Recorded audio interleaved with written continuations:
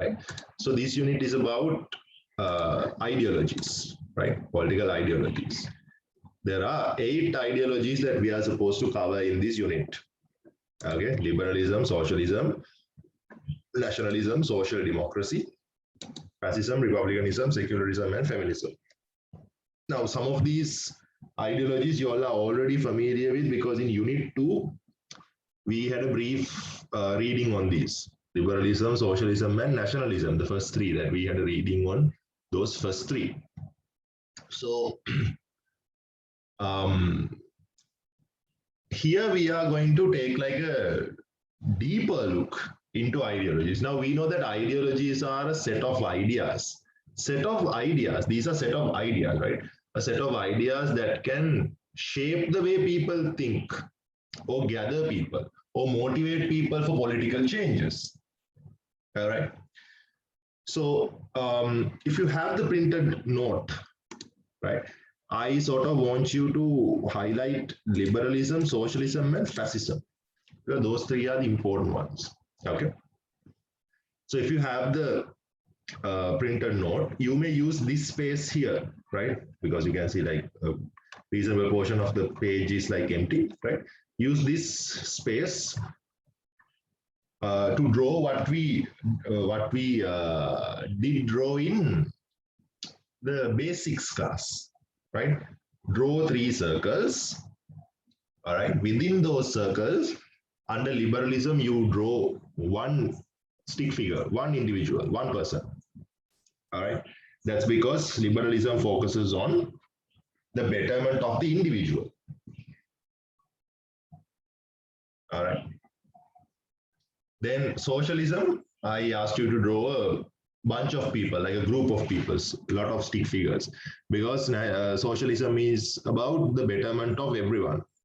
And fascism, I asked you to draw a flag, national flag, or just, just draw a small house and write state in that, because fascism favors the state. They do what's best for the state. So these 3 are the mainstream ideologies. Okay. What do I mean by that? These 3 are like the ones that these 3 are the ones that are exclusive from one another. You have to choose one of these. You can't be liberal and fascist at the same time. Understand? Like that. So this is like the race that you belong to. Now, as a person, you either belong to, in Sri Lanka, either belong to Sinhalese, Tamil, Muslim, or Burgher, or whatever that ethnicity that you belong to. Like that, for a country, they are either socialist, or they are liberalist, or they are fascist, right? Other ones, of course, you can use, like being republicanist, being liberalist, right? Can happen at the same time. It's a different thing that you have to prioritize one of those.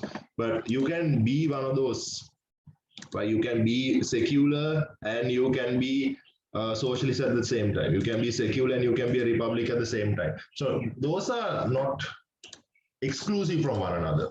These 3 are exclusive from one another: liberalism, socialism, and fascism. Okay. So being liberal is like being Sinhala, or being Tamil, or being Muslim. All right. Being secular is like being vegetarian. Understand? So it doesn't really clash with whatever the other things that, but you can't be Sinhala and Tamil at the same time, right? You belong to one of those races. So you can't be liberal and socialist at the same time, like that. Understand? Which is why these 3 are mainstream. The states have to embrace those exclusively. Whereas the other ones, of course, it's a matter of whether you want to follow it or not. It's optional. And they are not exclusive from one another. So that's the basic idea of these 8 ideologies we need to follow, right? So we need to start off by having a basic introduction to political ideologies. What do these ideologies mean? Okay, now I'm not going to go through this part because this is practically a small revision of what we studied under Unit 2. And given that you all are like less than 3 months away from A-levels and you all have studied political science for more than 2 years, I believe that you do understand what a political ideology is. So it's no point in going through this now. Just go through it at home, right? If you have the note. So we'll go straight to the ideologies we need to be studying. Okay. Right. First, you have liberalism. So you need to have an idea that what liberalism is. The term liberal practically means like freedom, right? Freedom. That means like being free. Liberal means that. So it originates from the Latin term liber. Okay. So obviously the term liberal refers to freedom, and liberalism is an ideology that is based on the liberty of the people, how free people are, right? How free people are. So liberalism came into existence following the medieval times, after the 15th, 14th, 15th, 16th centuries. During those days, they had monarchies and aristocracy and all that. And obviously, I don't need to tell you how cruel the medieval times were, right? It wasn't like a very pretty time for people to, enjoy and all that. Okay. So because of that, we can see that people had suffered a lot as a result of this aristocracy and monarchies. The kings were very much like being dominating, and people were suffering quite a lot. So as a result of that, these people decided, with the formation of the nation state, right? Formation of the modern territorial state, they sort of like took a step to be free. They wanted freedom because that's what they didn't have all this time. The merchants needed a free market, a market that the prices and stuff were not controlled by the king. People needed a liberal society, a free society, where the king doesn't tell you which profession to choose or whom to marry or whatever. All right. So that's when they created liberalism. Now, when we think about liberalism, we can see that there are two meanings. First, you have the philosophical meaning, and you have the political meaning, right? So when you take the philosophical meaning, philosophically, when you look at it, like it's a conventional idea of freedom. What do you mean by being free? The literal meaning of being free. If it's difficult for you to memorize what's philosophical and political, the two different meanings, practically we are talking about, from one side we are talking about philosophical meaning, that means a literal meaning of being free. Political meaning is like how do you really apply being free in a country, right? You'll pick it up when we go ahead, right? So first, with the philosophical meaning, as you can see, there you go, conventional ideas of freedom, right? So this is a situation which has no restrictions or constraints. So that's literally what liberal means, literally, right? The raw meaning of liberalism. That's what the philosophical meaning is. So when we look at it, we normally consider this as negative freedom. Now, don't be confused. Don't think, although I call it negative freedom, it's something bad, right? It's called negative freedom because it's very literal. The idea is very literal. That's all. Okay, negative freedom doesn't mean it's a bad thing. Normally, word negative comes in, it sounds something bad. But here, when you say the argument of negative freedom, it is not something bad. We are simply talking about the philosophical meaning of liberty. Okay, so this includes principles such as freedom from arbitrary arrest, freedom from arbitrary taxation by government, freedom from torture. These are the concepts, principles that we can take from negative freedom, right?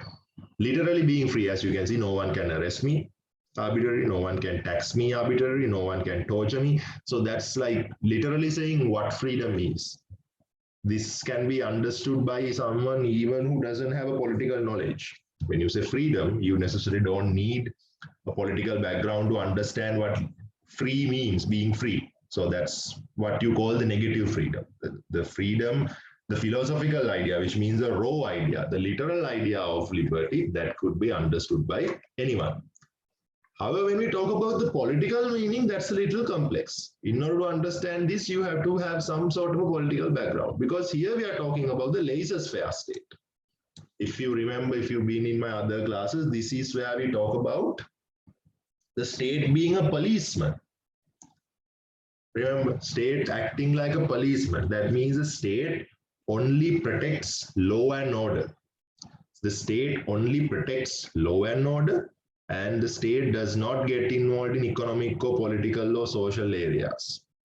The state allows people to take care of their economic, political, and social activities. But this is because the people suffered from state intervention during monarchical times. Economy was not left alone, politics was not left alone, society was not left alone, everything was sort of like the king came and poked his nose everywhere.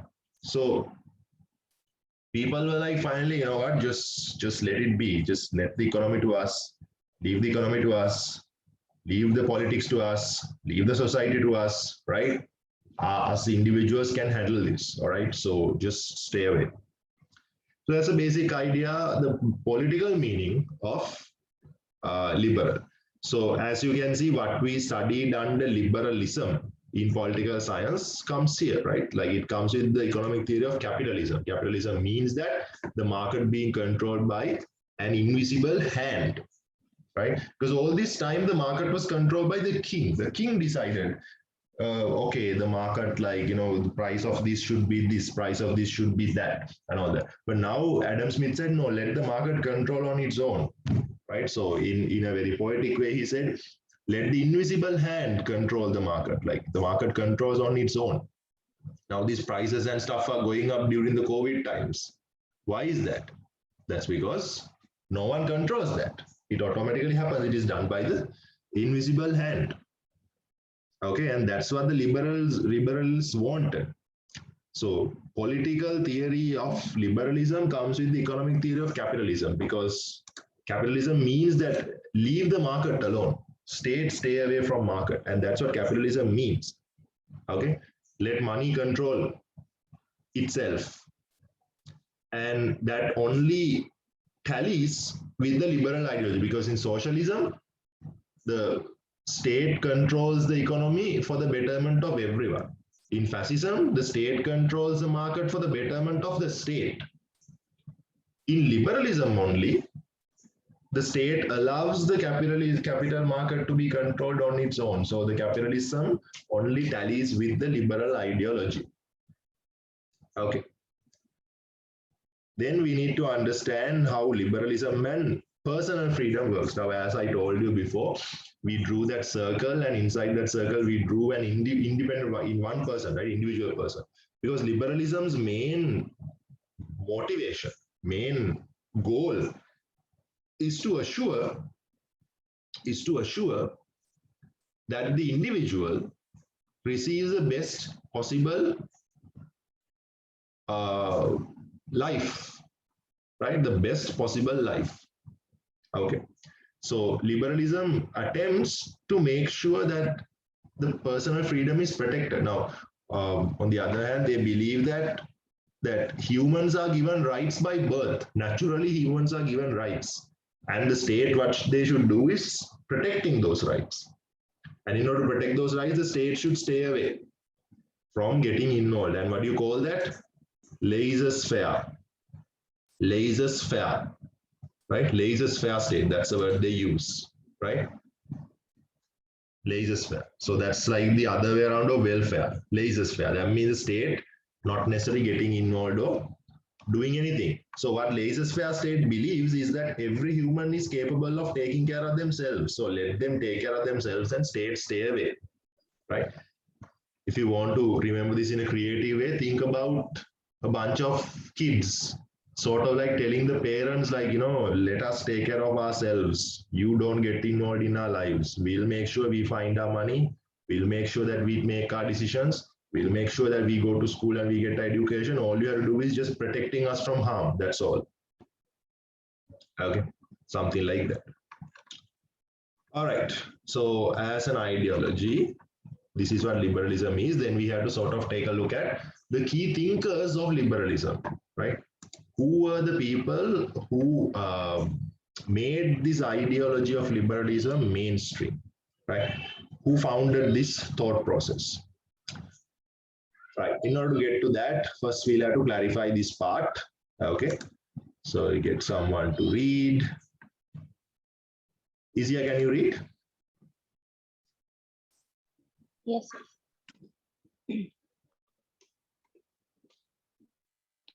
Liberalism. The term liberal is originated from the Latin term liber. The basic meaning of this term stands for freedom, liberation, and redemption. Therefore, in the simplest terms, liberalism can be identified as a political ideology which develops the freedom, liberation, and redemption of people. However, we can observe that liberalism is a much broader political ideology than this interpretation covers. The political ideology of liberalism was initiated in Europe against the feudalistic society and the autocratic monarchical system. By the 17th century, new social classes were born in Europe against the autocratic rule of monarchs and aristocrats. Out of these several classes, the merchant class can be identified as the most important class. As a result of the investments made by this merchant class, a new capitalistic economic system was born in Europe. This capitalistic economic system was based on individual freedom, private property freedom, free market, and free entrepreneurship. The liberal ideology was initially suggested to prevent the involvement of the state over the above economic system. In other words, this newly emerged merchant class mainly intended to prevent the economic involvements of the state, which controlled the market and handled taxation on their sole discretion. This is known as the freedom-free government's interference and constraints imposed by the government. The liberal political ideology is not developed on the views of the solitary political thinker. The ideology has been enriched by many liberal thinkers who lived in different types. The development of liberalism was contributed by political thinkers such as John Locke, John Stuart Mill, Montesquieu, Rousseau, Alex de Tocqueville. Despite the fact that liberalism has different interpretations and different streams, the core concept of every liberalist is the appreciation of individualism. The appreciation of individualism is the appreciation of individual freedom. Therefore, the basic idea of liberalism is that the society is created with individuals, and when individuals are assured a betterment, it inevitably results in the social betterment. In general, this means that the individual should be free from the restrictions of the state. In this idea, liberalism carries two meanings, philosophical meaning and the political meaning. Philosophical meaning, liberals provided a new idea to define freedom instead of the conventional ideas of freedom. According to this, freedom is a situation which has no restrictions or constraints. This means liberalism should be the possibility for an individual to enjoy rights without government interpretations and constraints. This idea is known as the liberal philosophical argument of negative freedom. Other than this, the principles such as freedom from arbitrary arrest, freedom from arbitrary taxation by government, freedom from torture are also incorporated with the concept of negative freedom. Political meaning. The political meaning of liberal freedom suggests an idea of the state following a laissez-faire rule. This basically means the state makes no involvements in the lives of citizens other than... Hold on. It's not lesser fair, it's laissez-faire, okay? Okay. This basically means the state makes no involvements in the lives of citizens other than protecting law and order. This meaning mainly points out that in order to assume individual freedom, the state should refrain from putting obstacles in economic, political, and social areas of the individual.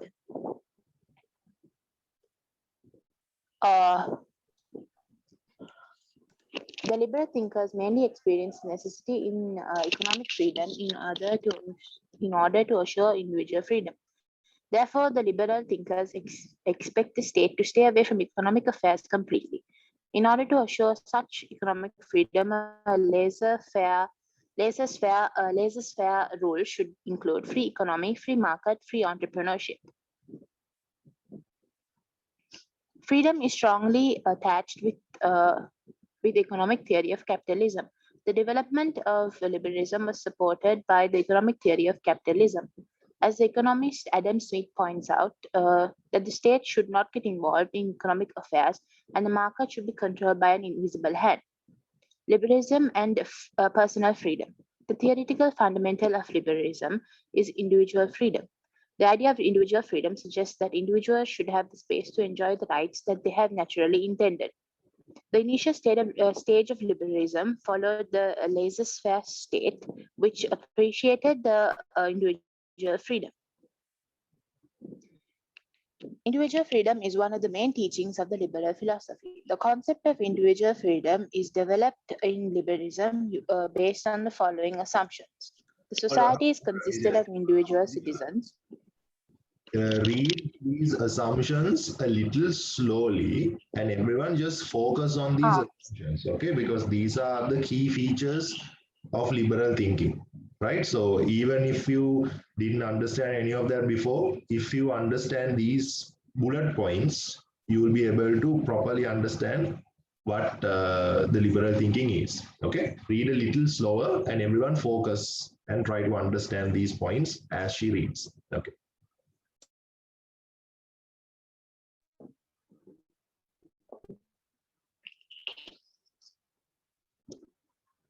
The society is consisted of individual citizens. Individual in the society is a free-thinking, rational, and autonomous human being.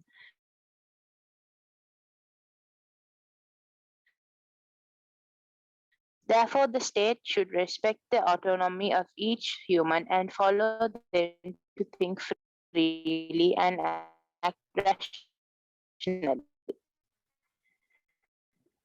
These free, rational, and autonomous individuals are capable of fully fulfilling their human potential only when the state assures the freedom from the political and social constraints. It is the duty of the government to create and secure an environment that allows individuals. Sorry, I had a connection issue. Liberalism believes that every individual is a capable and rational human being with a capacity to achieve the self-betterment on his or her own. Therefore, the role of the state is simply to create the background for the individuals to achieve their own betterment.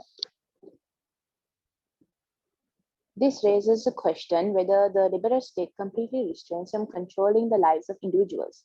Liberalism believes that the state involvement should happen only when an individual acts against the betterment of the order. Therefore, the laissez-faire state only fulfills the duty of protecting law and order. Key liberal thinkers and their ideas. The liberal political thought has been developed by many political thinkers throughout the year. When studying the liberal ideologies. Hold on, thank you. Right. So, are there any questions from the part we read thus far before moving on to the key liberal thinkers? Anything that you didn't understand? I hope, although that I got disconnected, you guys continued reading the note and you all understood these basic principles, right?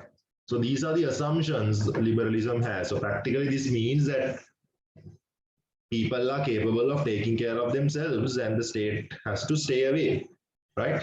And you all remember how that turned out to be, because it wasn't the case and people became poor and there were so many problems, which is why they had to shift to modern liberalism, where they had to handle all the welfare services.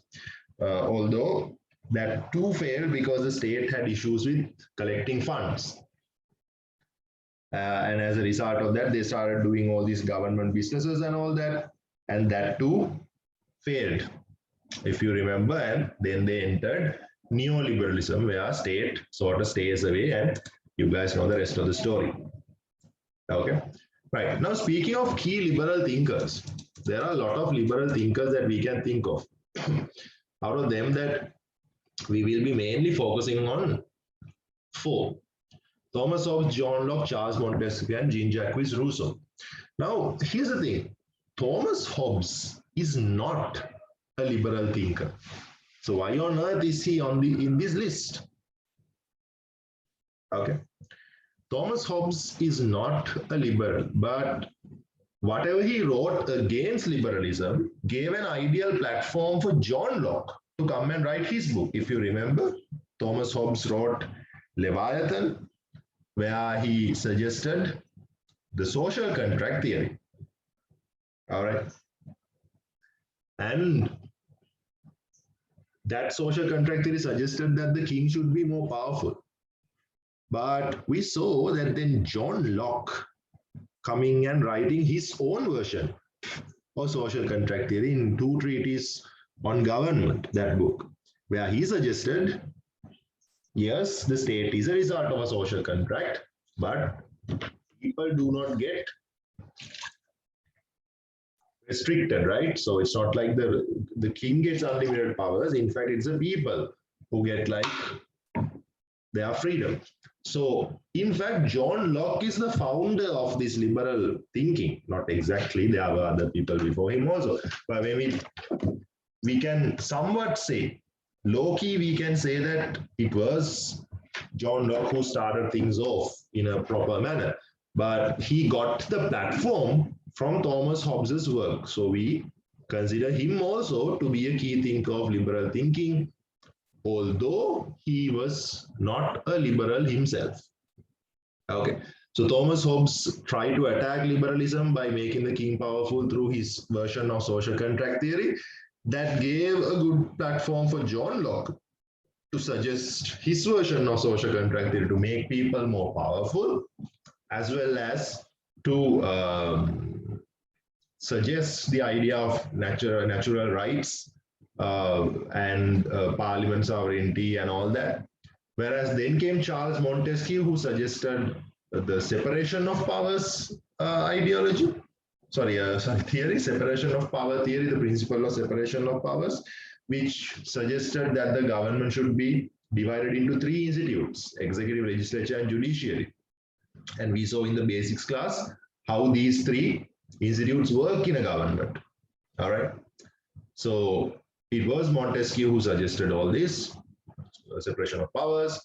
Then came Jean-Jacques Rousseau, who suggested the idea of the popular sovereignty or general will, that the government should be chosen by the majority of people's idea. The state should represent the common will of everyone.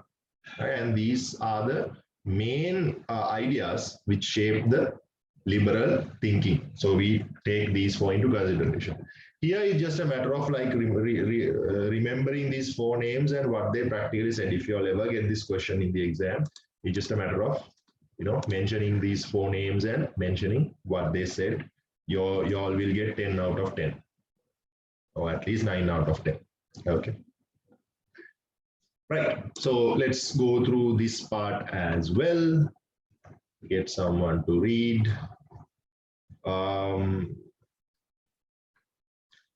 Melky, will you be able to read? Does your mic work?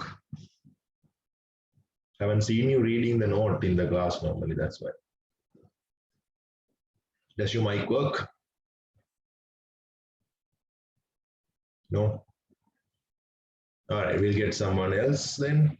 Jerusha, what about you? All right, go ahead. Liberal thinkers and their ideas. The liberal political thought has been developed by many political thinkers throughout the year. When studying the liberal ideology, it is important to discuss the ideas suggested by these liberal political thinkers. In this session, we shall look into the following key liberal political thinkers: Thomas Hobbes, John Locke, Charles Montesquieu, Jean-Jacques Rousseau. Thomas Hobbes. By any means, Thomas Hobbes cannot be recognized as a liberal political thinker. In fact, his ideas were based on power politics and supported a power-centralized monarchy, which was the direct opposite of liberal ideology. However, ideas of Thomas Hobbes have made reasonable and important contribution to the foundation of liberal ideology. Thomas Hobbes lived in England from 588 to 1679. During this time, the political system of England was facing a power struggle between the monarch and the parliament. This divided British political thinkers into 2 groups. Thomas Hobbes, in fact, supported the monarch in this power struggle, as Hobbes believed a monarchy with autocratic powers can provide political stability which is the only solution to avoid chaos and uncertainty. Therefore, Thomas Hobbes wrote the book Leviathan, which suggests that the state was created by a social contract. This version of social contract theory, suggested by Thomas Hobbes, supported the idea of an autocratic monarchy. Although these ideas contributed to the development of liberalism indirectly. In fact, the views of Thomas Hobbes provided an ideal theoretical framework for future liberalists to develop their liberal ideas. The liberal political ideology is based on individualism, which means that since the society is consistent of individuals, the betterment of the individual through assuming individual freedom. This explains that liberalism prioritizes the individual or the society and the state. Their individual ideas have been developed on the foundation made by Thomas Hobbes. Key ideas given by Thomas Hobbes to contribute to liberal ideologies are as follows. Individualist prior to the state, individual rational beings with the capacity to make political judgments themselves. The state is a creation of humans. Since the above-mentioned ideas collectively provided an important contribution to the development of liberalism, Thomas Hobbes is considered as a key political thinker of liberalism, despite being a liberalist himself. Wait, hold on. Despite not being a liberalist himself, okay? So you understand where Hobbes is heading. You understand what Hobbes was trying to do. He was trying to make the king powerful because he believed like liberalism is like ridiculous. You have to make sure the king is autocratically powerful, and he believed that's the only way to avoid chaos and anarchy, right? And he wrote the book Leviathan to support his idea. Then comes this young man, John Locke, who opposed those theories, and he wrote his own version of social contract theory to support the idea of liberalism. And this is where liberal thinking properly gets momentum. Although there were other liberal thinkers before him, this is where liberalism started taking some momentum. Okay, right, Jerusha, continue. John Locke. John Locke can be considered as the pioneer of the liberal political thought. He is also considered as the most important English political thinker following Thomas Hobbes. John Locke lived in England from 1632 to 74. During the English power struggle between monarchies and the Parliament, Locke supported the Parliament. The basic idea of John Locke was suggested by his book, Two Treatises of Government, in 1690. In his book, Locke presented its version of the social contract theory, which suggested that the ruler is responsible for the public. The intention of John Locke was mainly to develop the theoretical foundation for a constitutional limited government following the English government in 1688. The key principles of Locke's liberal political thought can be summarized as follows. People are the power of the social sovereignty. This means that at one point in human civilization, people created state through a social contract. People create state through a social contract with the sovereignty power they possess. Therefore, the government is given acceptance by the people. The power of the government is a trusteeship. This means that the government power is given to the rulers conditionally. Rulers are bound by the terms of this trusteeship. Therefore, the social censure enables a responsibility on the government to protect the liberty, life, and property of citizens. Thus, the relationship between the government and the society is known as conditional and contractual relationship. People have a right to recall their rulers if the rulers violate the conditions imposed on them by the social contract. This means that the sovereignty of the state and the power of the government are given by citizens of the state. Therefore, the rulers are not allowed to exercise their powers arbitrarily. The government has a limited authority, which means that the authority of the government should be restricted with following conditions. The government is bound with condition of social contract. The origin of the sovereignty power is the people, not the rulers. The people choose their government for a limited term of time. Locke identifies the legislative as the supreme authority to pass laws. However, according to Locke, even Parliament should function under certain restrictions. The laws enacted by the legislature should be equal and fair to the rich and the poor, and the powerful and the powerless. The laws enacted by the legislature should not be arbitrary or oppressive. The legislature cannot increase taxes without the approval of the public or public representatives. Legislature should not delegate their authority to enact laws to a different body. Therefore, it can be seen that the ideas of John Locke can be considered as the basic absence of liberalism. The concept of limited government was also founded by John Locke alongside this theory.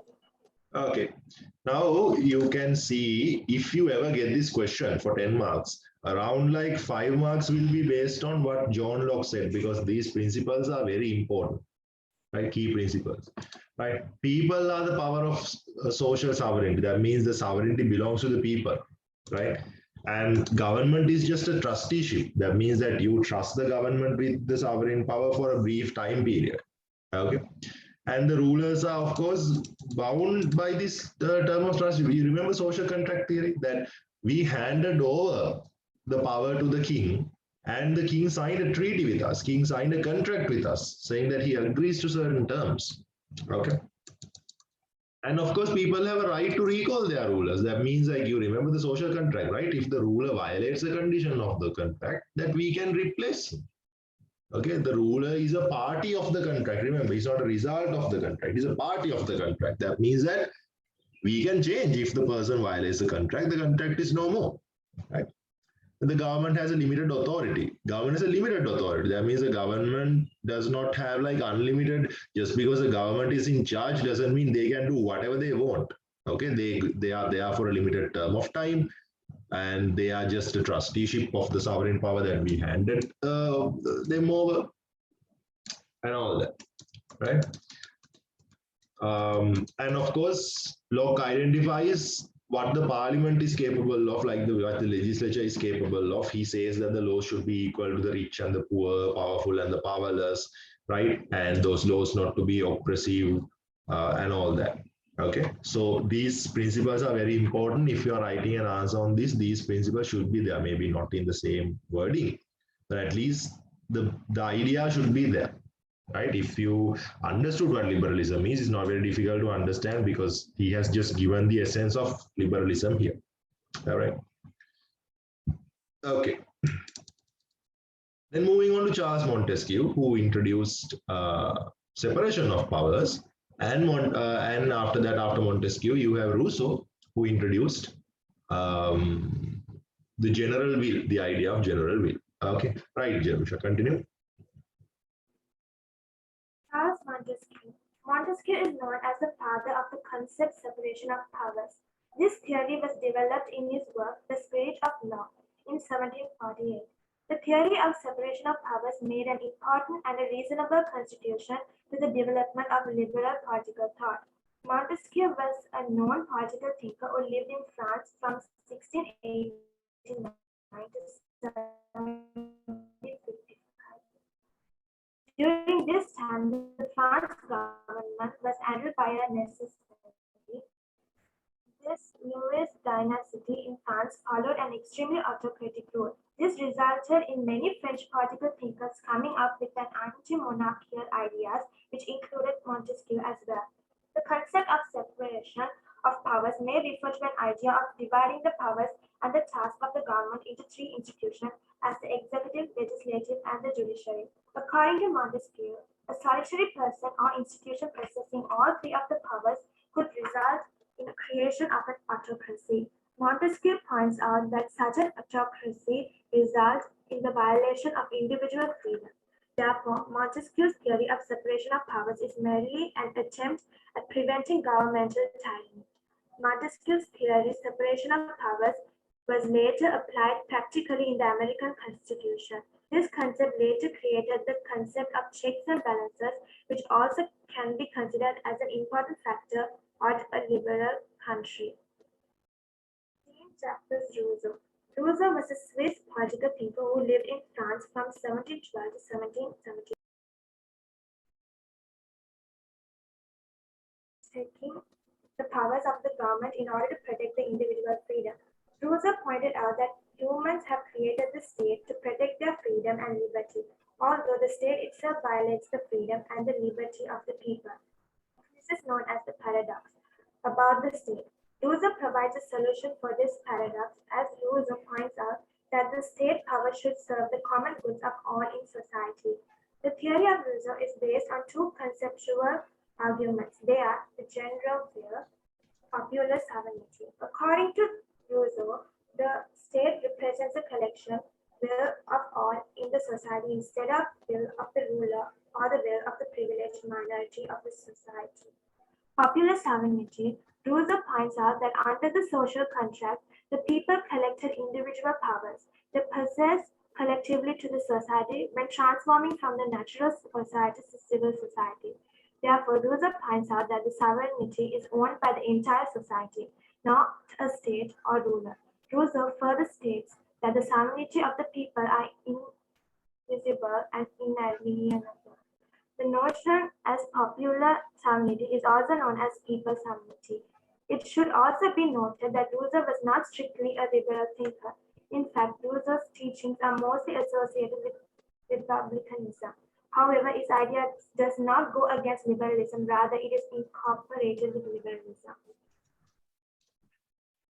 Right, you can see some pictures of these four people we are talking about. Right, Locke, Hobbes, Rousseau, and Montesquieu. Right. Okay, so that's about liberalism. I will take a small break. You guys can process what we studied about liberalism. Right, we'll start in 5 minutes. We'll start at 3:40.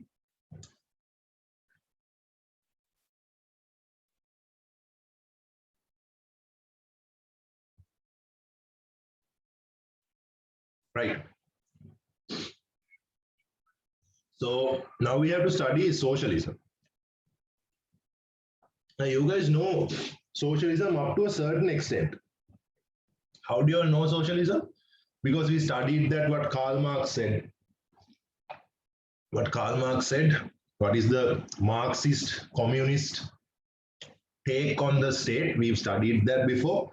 We saw how Karl Marx divided the society into 6 eras, and he says that, you know, in the beginning state wasn't there, then the slavery era came, that's how state came into existence, and all that. Okay. Now, recently I received a question from one of the students whether socialism and communism is the same. Well, it is not.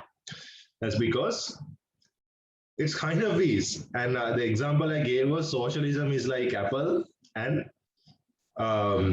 communism is like the iPhone. So communism is a version of socialism. It was given by Karl Marx.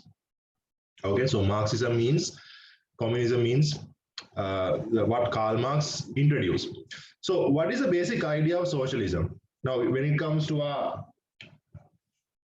basics class, and when it comes to our short notes, we drew a circle and we drew many people, because socialism's idea is creating a fair system for everyone. Socialism is about fairness. Just like liberalism is about liberty, socialism is about fairness. It's about making sure that humans are fairly given the resources, right? The profits and everything is fairly given to everyone. That's the whole idea. So, when it comes to socialism, you have to keep in mind that Karl Marx was not the first person to come up with this, right? It was not Karl Marx the first person to come up and say, you know what, the society is unfair and we need a fair system and all that. It was, in fact, first said by many other people, sometimes centuries before Karl Marx. So they are also known as socialists. So not every socialist is a communist, but every communist is a Marxist. What does that mean? So if you are a communist, that means you are specifically following what Karl Marx said, right? Okay, if I give you another example, going with the previous example I used, every Apple product is not an iPhone, right? There are iPads, right? iPods, right? There are other Apple, there are MacBooks, those Apple laptops, right? Not every Apple product is an iPhone, but every iPhone is an Apple product, like that. Okay, so anyone who believes in a fair society is technically a socialist. Anyone who talks about the unfairness of the society, how rich people sort of like take all the privileges and poor people don't, is a socialist and who wants to change that system. So there were people before Karl Marx also to provide this idea. But the only problem was whatever that these people said were practical, very impractical. Okay. And it was Karl Marx who came up with a very realistically plausible and practical version of socialism. So we consider Karl Marx to be the first mainstream, significant socialist. So therefore, we divide socialism into two groups, right? First, people before Karl Marx, we call them Utopian Socialists. If you remember the first unit, we studied about a book called Utopia, written by Thomas More. Utopia means like hypothetically perfect country. Right? It's a country, it's a hypothetical country. And everything is perfect in that country in terms of law and politics.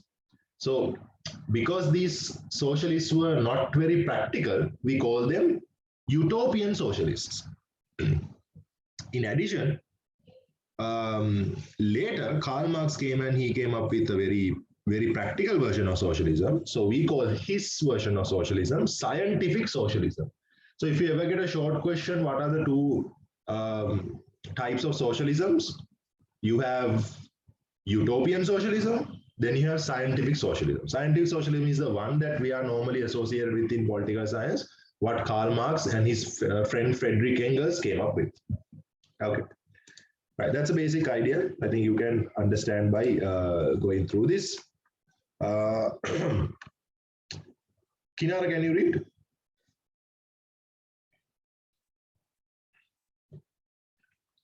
Yes, sir. Socialism. Socialism can be identified as a political ideology as well as a political movement which suggested an alternative concept for liberal capitalism. This ideology suggested the concept of socialist state instead of the capitalist state system.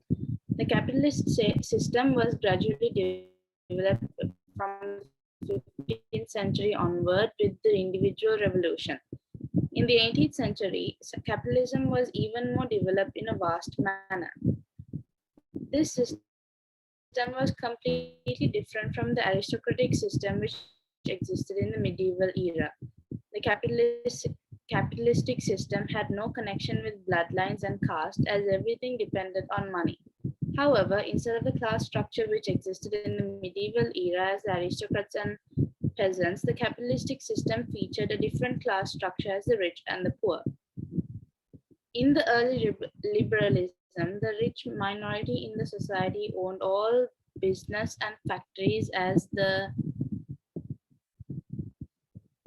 poor class was the working class, which had to work to earn in smaller amount to survive in a daily basis. Since the state was kept away from all other tasks except for maintaining law and order, the social issues faced for the working class were not addressed by anyone. The individual even more severe, as liberal capitalism was favorable only for the strongest ones in the society, despite the liberal theory claiming some was suggested against this unfair and unjust social system of liberal capitalism. It is important to note that the ideology of socialism is not limited to the views of Karl Marx. Socialist ideology existed way before the days of Karl Marx. Marx is known as a political thinker who provided the most structurally organized version of socialism.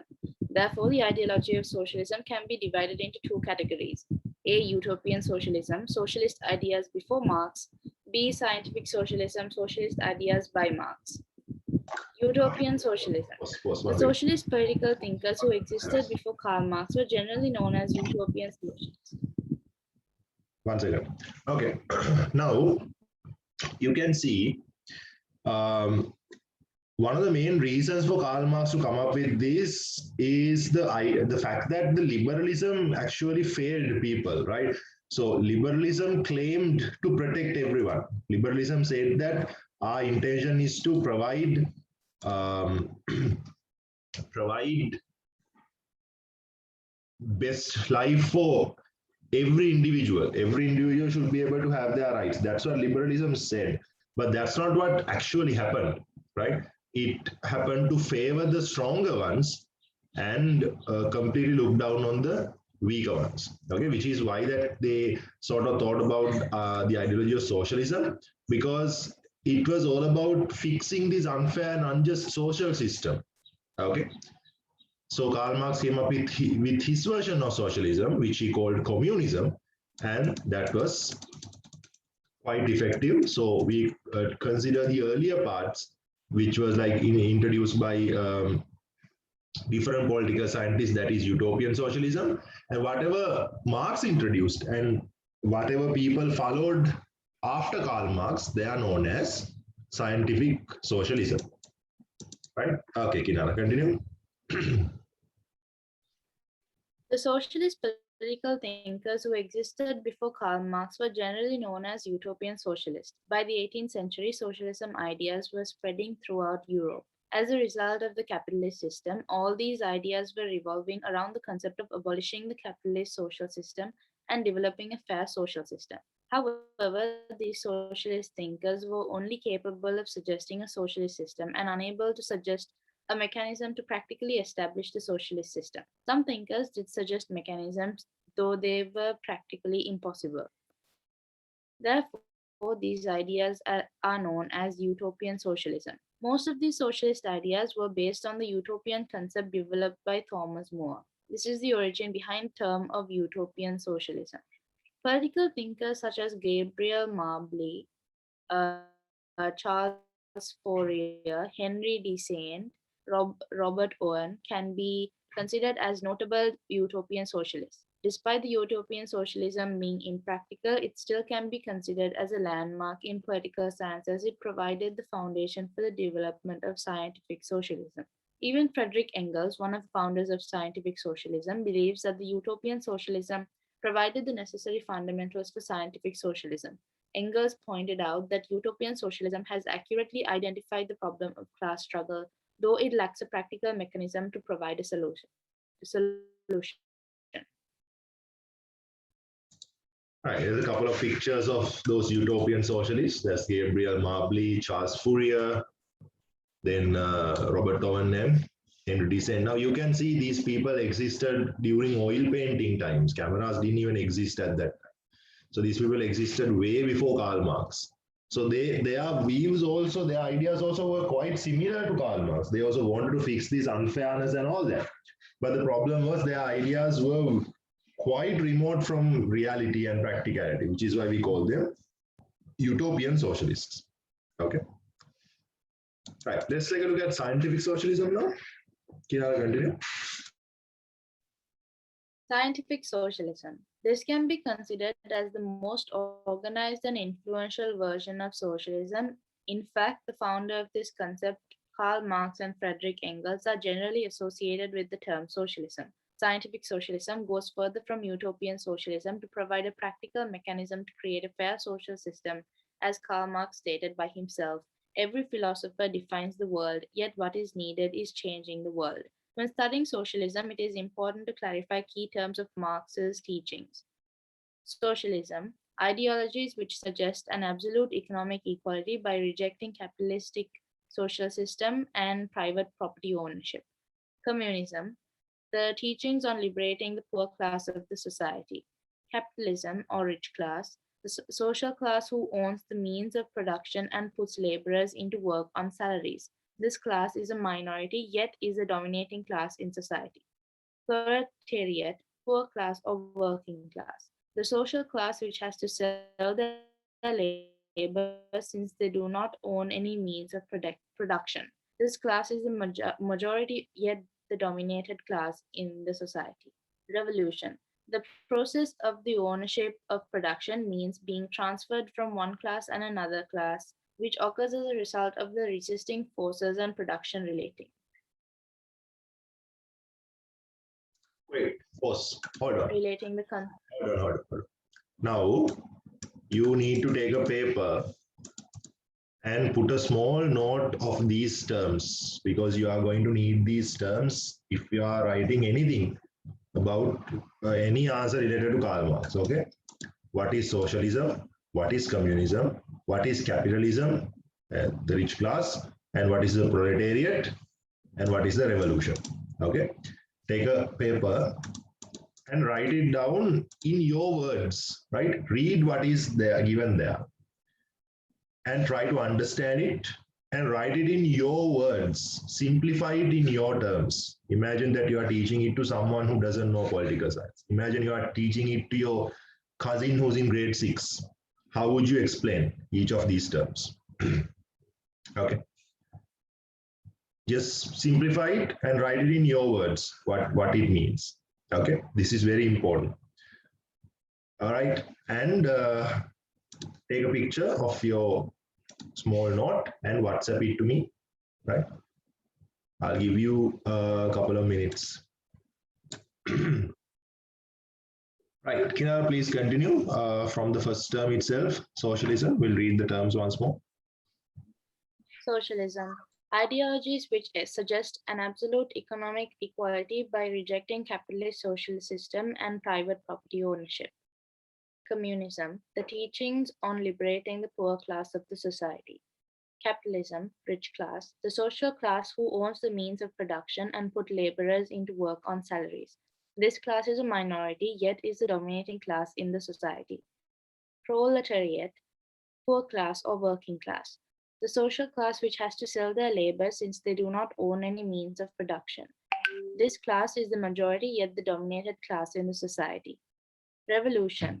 The process of the ownership of production means being transferred from one class and another class, which occurs as a result of the resisting forces and production relating. The concept of socialism and the socialist ideology are in fact quite reasonably vast, as we discussed before. The concept of communism was suggested as the most organized version of socialism. The original concept of Karl Marx was known as the communism and was later developed by other political scientists. Therefore, the term Marxism refers to the original concept suggested by Karl Marx. The Marxist theory on socialism is based on two books, the Communist Manifesto 1848, written by Karl Marx and Friedrich Engels, Das Kapital 1867, written by Karl Marx. As provided in the Communist Manifesto, the views of Karl Marx can be summarized as follows. Number one, the capitalist economic system is a process developed on the labor exploitation of the working class. Number two, inequality and labor exploitation would exist as long as the capitalist system exists, since it is based on private property ownership and the private ownership of production means. Number three, in order to abolish poverty, inequality, and labor exploitation, it is necessary to abolish the capitalistic social economic system and establish a socialistic economic system. Number four, the fundamental feature of a socialist system is to change the private ownership into a public ownership in terms of property and economic production means. In this case, the economic resources are owned by everyone in the society collectively instead of few privileged individuals. Under these circumstances, every individual is entitled to equally benefit from social resources. Since the production, transfer, and consumption are equal to one another, the society is not divided into classes on economic elements. The society begins in its journey towards the destination of the socialist society by toppling the capitalist system. According to Marx, the capitalist system can only be toppled by a social revolution led by the working class. Therefore, it is known as the Socialist Revolution.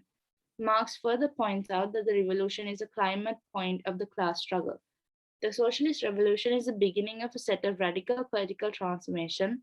This revolution results in the working class capturing the state power by toppling the dominance of the rich class. Hence, the capitalists lose their political power in the system. Following the Socialist Revolution, the socialist society is created where the instrument of state is handled by the working class. In this period, the power of the state is applied to create a socialist economic and social system, which is based on public property ownership and economic equality. With the establishment of public property ownership, the capitalist system and the private property ownership gradually comes to an end.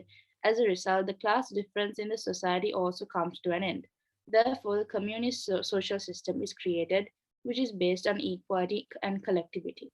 Since the system has economic collective equality, it does not create a class struggle. In such system, the state does not have the purpose to serve. This is known as the withering away of the state. The communist social system is the final ultimate goal of the socialist social transformation.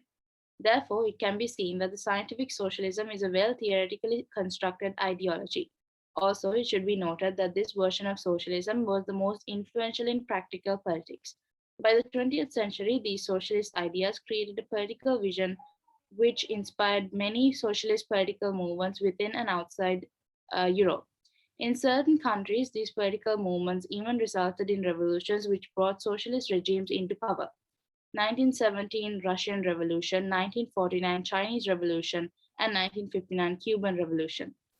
Other than these, socialist governments were created in Eastern European countries, and even Western European countries had some socialist political movements. Also, by the 20th century, a new version of socialism was born as a Third World Socialism. Political personalities such as Jawaharlal Nehru, India, Gamal Abdel Nasser, Egypt, Julius Nyerere, Tanzania, can be considered as the pioneers of this theory. Above-mentioned countries are post-colonial states as they became states following gaining independence from colonizers. As these countries intended liberal capitalism from their colonizers, the social system in their countries faced social inequality and poor economic developments. Since capitalism did not provide sufficient solutions for these problems, post-colonial states searched for alternatives within socialism.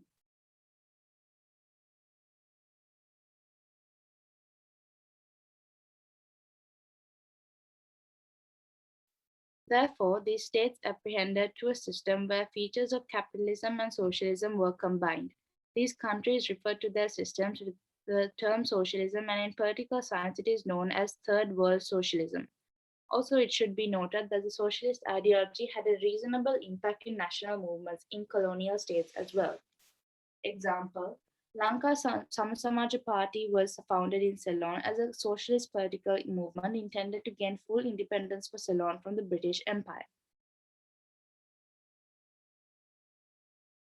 Right, thank you. So we can see that it was all started like scientific socialism. It was started with the Communist Manifesto written by Karl Marx and Friedrich Engels, and also another book written by Karl Marx himself, Das Kapital. Right? These are the books that suggested this whole idea. All right, scientific socialism. That means all this time socialism existed, but as the utopian socialism. This is the first time things started to get real. Okay, so the views, basically like this list combines the essence of communism, which I've taught you before, right? So the whole idea of the entire system being owned by the capitalists, by the rich class, and how they use state as an instrument. So what they do is they need to go for an working class revolution to take that state instrument of state to their hand. And with that, they establish a public property system, equal profit division, right? That way they create a socialist state where the state is controlled by the proletariat class, right? So instead of the rich class, the proletariat controls the state in the socialist era in order to establish a proper profit division, public property owning system. Okay, so with this, that somehow you manage to finally completely get rid of the class struggle. There won't be a rich class and a poor class anymore. Everything is properly divided. And when the entire world embraces this socialist ideology, then finally it comes to a point that the entire world turns communist, which means that no state in existence and no class struggle in existence. Since there's no class struggle, you don't need that instrument anymore, and the state just goes away, right? Vanishes away, and you call that withering away of the state, right? You guys have studied this before. So you've seen that the world hasn't got to the communist era, but the world has got, some countries have got to the socialist era, fifth one. So we see that the Russian Revolution, Chinese Revolution, Cuban Revolution, all these revolutions established communist regimes, socialist regimes in their countries. Not only that, with post-colonial countries coming up, with the Britain and all these European powers letting go of their colonies, most of these colonies inherited liberal capitalism from their colonizers, because most of the countries were colonized either by Britain or France. So some of these leaders in these countries like Jawaharlal Nehru, Gamal Abdul Nasir, Julius Nyerere, these people learned socialism, and socialism really shaped the political views they had, right? Not only that, in certain political parties were also created. For example, Lanka Samasamaj Party, this was Sri Lanka's first political party, right? And they wanted to gain full independence from the British Empire and establish a socialist state in our country. So all these leaders received their inspiration, motivation from socialism, even Lanka Samasamaj Party and these political parties. Right, so that's about it for today.